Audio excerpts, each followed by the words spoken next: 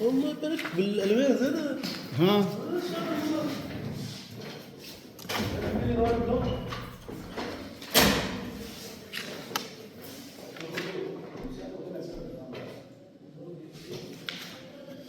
مستعمل ولا نبتو؟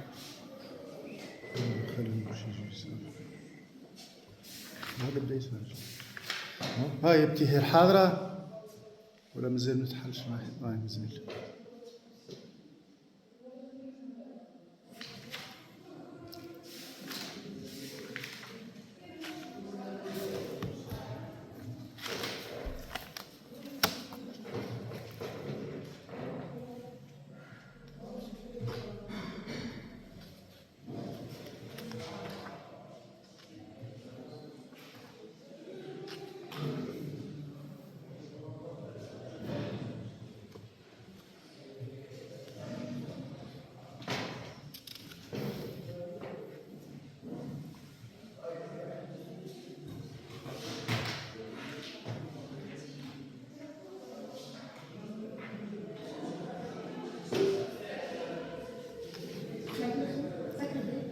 Bien sûr.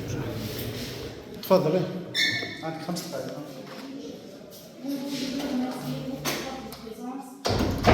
Je vais vous présenter ma présentation de mon projet Universus. Tout d'abord, je commence par le plan. Premièrement, étude bibliographique. Deuxièmement, analyse fonctionnelle. Troisième, dossier technique, puis calcul. Enfin, conclusion. Premièrement, étude bibliographique. Le perçage est un usinage permettant de réaliser des trous, bornes, des trous débouchants, des trous avec la marge, trous avec son frein.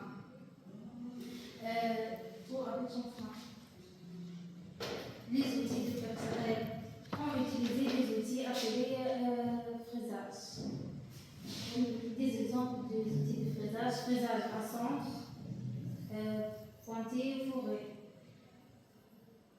À l'aide des machines, par exemple, machine perceuse établie, perceuse à collant, perceuse radiale, perceuse multibranche.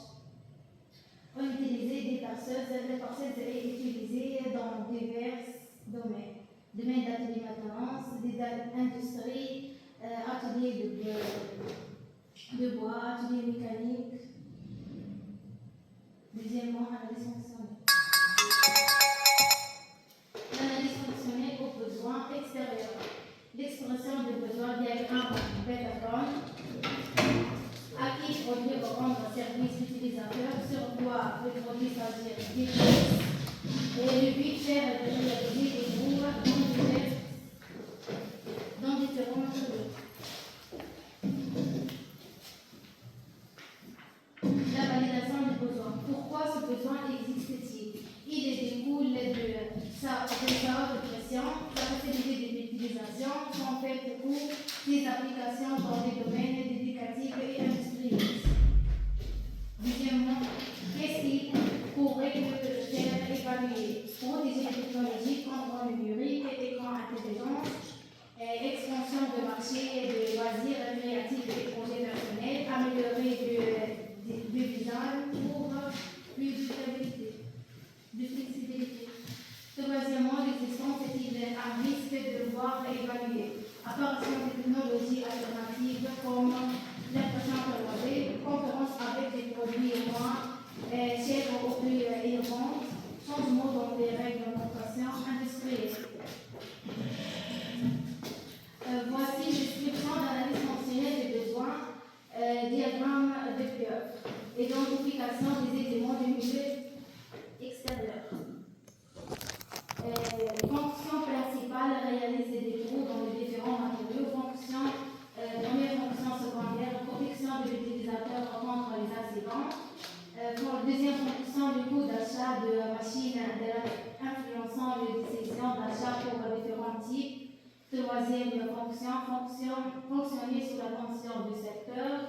Quatrième fonction, faciliter l'entretien de remplacement des pièces usées, assurer, cinquième fonction, assurer une bonne stabilité, puis sixième fonction, avoir un aspect et une forme agréable, et la dernière fonction, étude et densité contre son environnement.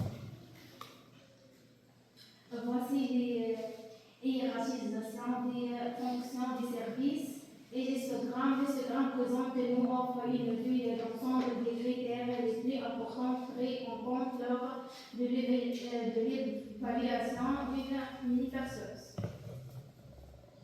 L'analyse fonctionnelle interne, diagramme vaste, diagramme SADT, première matière d'entrée de pièces enchâssées, matière de sortie pièces percées, bruit, fonction percée des pièces, l'énergie, réglage des aspects.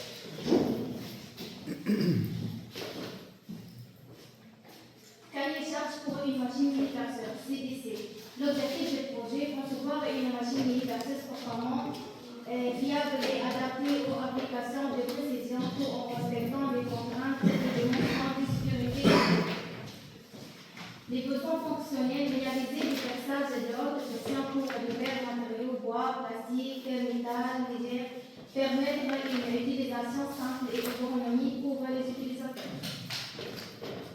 Les contraintes techniques, dimensions, hauteur, largeur, profondeur, performance, capacité de perçage, diamètre de trou, profondeur maximale et sécurité, dispositifs de protection pour éviter les blessures, conformité avec les normes de sécurité, le cahier de charges fonctionnelles, CDCF, les critères, le niveau, le cahier de charges fonctionnelles, CDCF est un document contractuel qui définit les besoins des clients en termes. Troisième chapitre, dossier technique. Voici la croquis, c'est la première étape de mon projet en 3D. Et les composantes. En vue éclatée. Première composante, c'est le pied. Deuxième, support de colonne. Troisième composante, levier. Quatrième, pignon. Cinquième colonne. Sixième, table. Septième, moteur. Oui.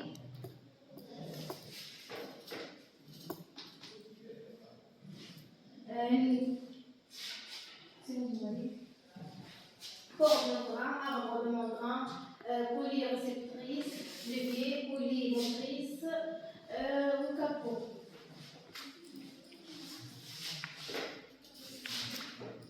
Voici le résultat final par solide. Montage de machine. Le montage doit s'effectuer à l'aide de plusieurs personnes. Première étape, montrer la colonne sur la base, puis insérer les crémaillères dans le bon sens, monter le tap, placer le manœuvre sur le manivelle sur l'axe de collier support de table et serrer la vis, enfiler les têtes de perceuse sur la colonne et dernière montrer le membrane. Troisième chapitre, calcul. Les étapes pratiques d'un système polyphoire. Définir les données initiales, type de système, système est ouvert pour à droite, données nécessaires, diamètre des polymotrices et polyréceptrices, la vitesse de rotation de la polymotrice. Supposons que la polymotrice N1 fonctionne à une vitesse de 1500 tours par minute standard pour un moteur électrique. Distance entre les centres des deux polis, c'est égal 60. Type de courroie trapézoïdale, nombre d'étages 4. Le résultat final de vitesse réceptrice, la longueur de courroie et la vitesse linéaire de 4 étages. Enfin, le dernier chapitre, conclusion. projet de fin d'année sur la mini-parcelle a permis d'atteindre les objectifs de conception et de fabrication tout en surmontant des défis techniques. Il a avancé nos compétences en gestion de projet et en utilisation de logiciels de conception, nous recommandons d'ajouter des fonctionnalités supplémentaires pour élargir les possibilités d'utilisation. Ce projet présente une étape clé dans notre apprentissage et la mise en pratique des conceptions théoriques. Et enfin, merci pour votre attention.